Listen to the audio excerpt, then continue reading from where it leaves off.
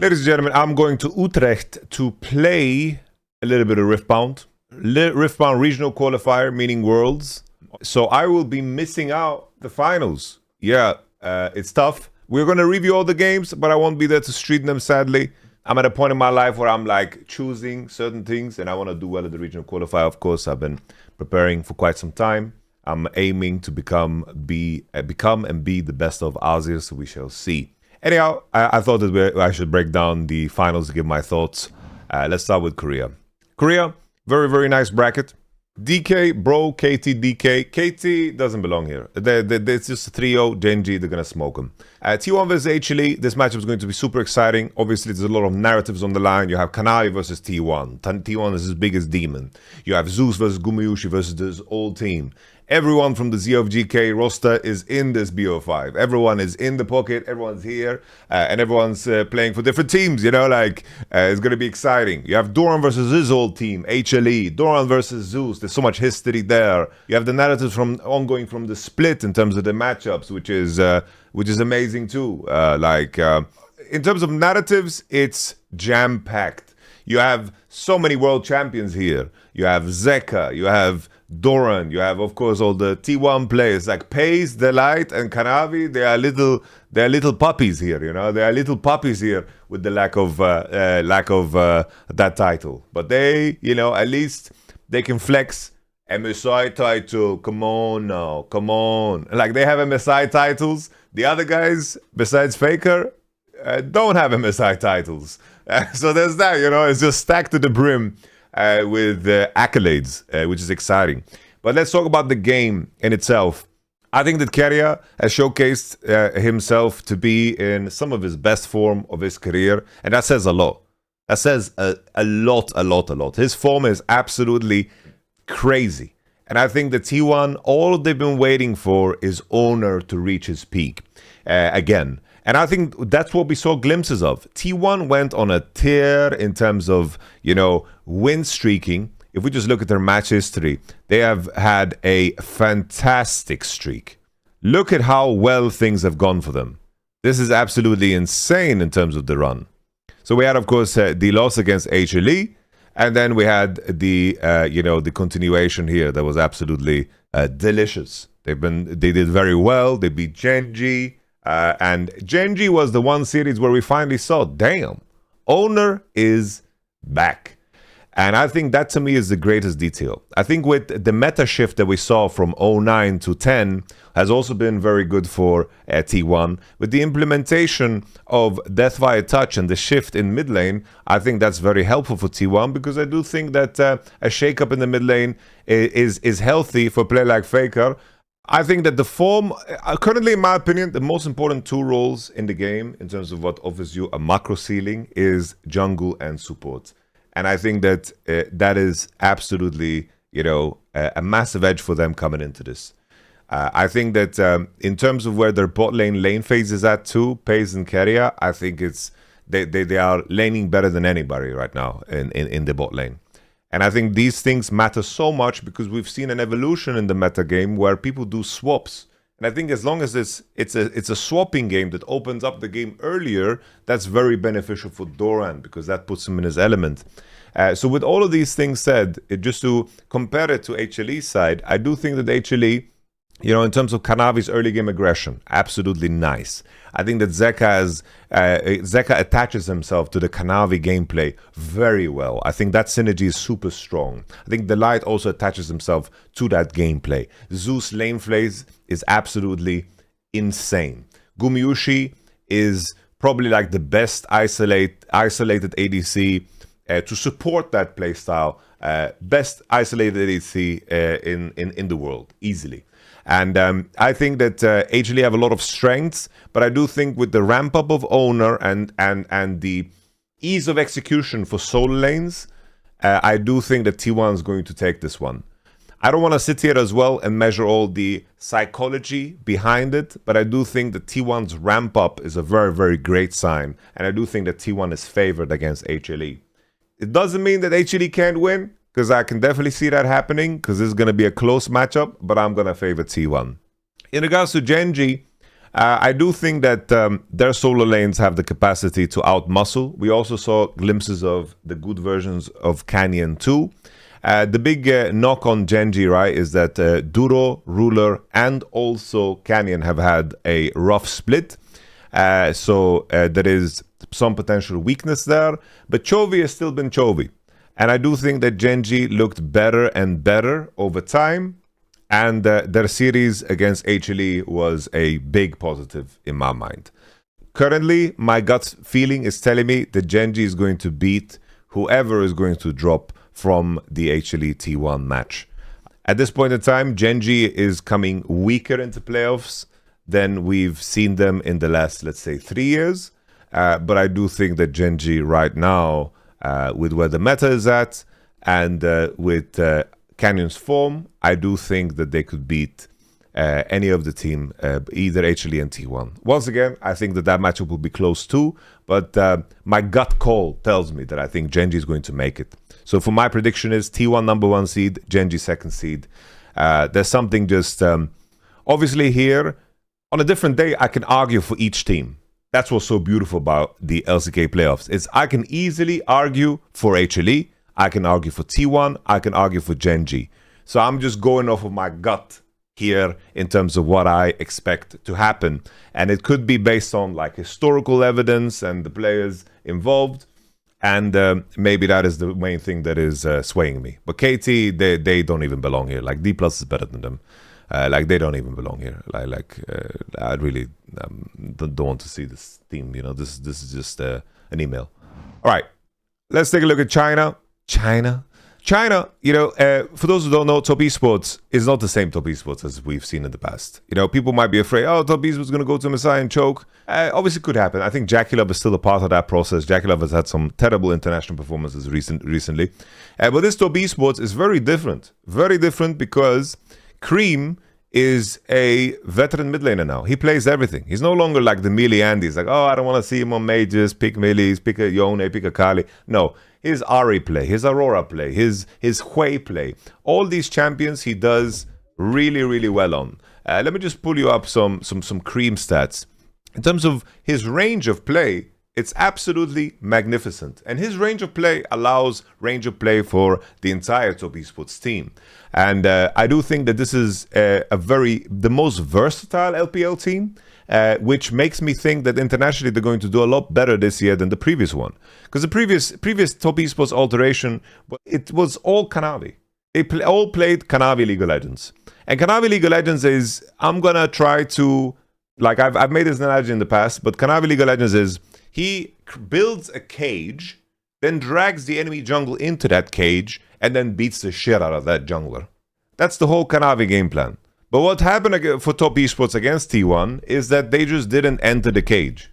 And then Kanavi is in his own cage of his own making, and he expects someone to show up, but nobody does. And then they lose the game. Top Esports is not that way anymore. Their newcomers in Zuyan and Fengyue are really good. Really, really, really good. You think to yourself, okay, 369 is stepping down. Whoever they're going to put in is going to have a hard time. There's no way they're ready for this. And then it turns out that Zuyan is playing way better than 369 does this year. And then at the same time, you have Fengyue, really good support. Really, really good mechanical support. The only danger for Top Esports is that sometimes they play a little bit fast and loose. You know, they shoot from the hip and they take a over push. You know, stay on him a little bit too long. They chase a little bit too long. That can definitely happen, and that's something that can bite them in the ass. Similar to how G2 sometimes do it. You know, G2 throw a little bit in later parts of the game because they want to end the game so quickly. They're in a rush. Top Esports have some of that, but Top Esports is a very strong team. And currently, from where I'm looking, you know, we're talking about Top Esports versus G2. If G2 beat Top Esports, I think that's an upset win. I think that Top Esports should be favored in that matchup, ever so slightly. You know, it's like 55-45 Top Esports. But obviously, always when it comes to internationals, you fly to Korea. Players like Fengyue, Zuyan, they're doing it for the first time. So their performance can definitely collapse and fall from under them. I'm just talking strictly from gameplay. And G2's experience is a very, very big thing that they can swing in matchup like these. But nevertheless, talking about this playoffs, I think the WE, the more and more you see of them, the better it is for the opponent. They can, of course, prepare easier. WE have very specific champions, whether it's Nafiri or Olaf drafts and these type of things that you can really target. They have a very specific play pattern in terms of how they invade. BOG didn't have practice the first time they faced off. They also clearly underestimated WE in terms of how they prepped. And I think that everybody did. Everybody and their mother underestimated WE. And I don't think that's going to happen again. I think BOG is going to 3-0 WE. And then I think BOG is going to 3-1 beat Top Esports. BOG just have such a star-studded roster. I think they are untouchable when they are locked in. And I think that the progression in this playoffs is that they are more and more locked in. It's just that on a good day, BOG have the best individual player in each position in the entire LPL. And with Danny as the coach, BOG have managed to find probably the only coach that can actually have a positive impact on these guys. Because these guys probably are like the biggest ego divas ever. Not maybe everybody, but Ben definitely is. They like last year they changed coaches and junglers like underwear, bro. Like underwear. There was no way all of those decisions weren't player driven and driven through player complaints. So Danny is also like someone that deserves respect, honestly. We talk a lot about Tabe, but Danny has quite the track record, you know? Quite the track record. Damwon won the World Championship, and then the T1, you guys remember the dancing chairs. The dancing chairs T1, Danny got fired. He was driving that, the dancing chairs T1. He took over that, you know, remember, swapped out closer for this guy and whatever. And then he went back to Damwon. And then his YamatoCannon gaming run was also giga impressive. You know, he worked with the Shy, and you know, they managed to make world finals. You know, that shit was sick. I don't know how they did it, but he did it. They made world finals, and they made the worlds twice in the runs. And then you had the IG run. Keep in mind, IG last year with Rookie and the Shy and the squad, they made it to top 4 in a very competitive LPL, and they were one of the few teams that almost managed to beat T1. That was one of the closest matches, bro. IG could have maybe kicked out T1. IG same like Team WE? Nah, that's complete cap. Like, how is it remotely similar? That IG roster was filled with legends. They had Meiko, Gala, Rookie, JJ, and then Wei and the Shy. How is it anywhere similar to WE, who have like players that the majority of people have never heard of? Monkey, About, and Era, Caris, like bro rejects. We're just saying things. And now BOG. And I think he's doing a fantastic job on BOG. I think Danny is one of those coaches that belongs like in like a top 5 coaches of all time tab list. Even though some drafts are very goofy and funny. He's addicted to Poppy. He loves Poppy. Anyhow, I think BOG is going to dominate the whole playoffs. I think they're just going to win, beat WE, beat Top Esports. I think that's it. Let's talk about NA. NA. You know, the only key matchup here is C9 versus TL. I don't know, C9, I think, obviously, there was a post of mine that went viral on the League's subreddit. Viral is such a disgusting word. Whatever, it popped off, also disgusting. Anyhow, I struggle with this roster, right? Because I do think in regular split, this comes across as the best coach team. In terms of sequences, in terms of setups, in terms of plays, I think that C9 do very high level things.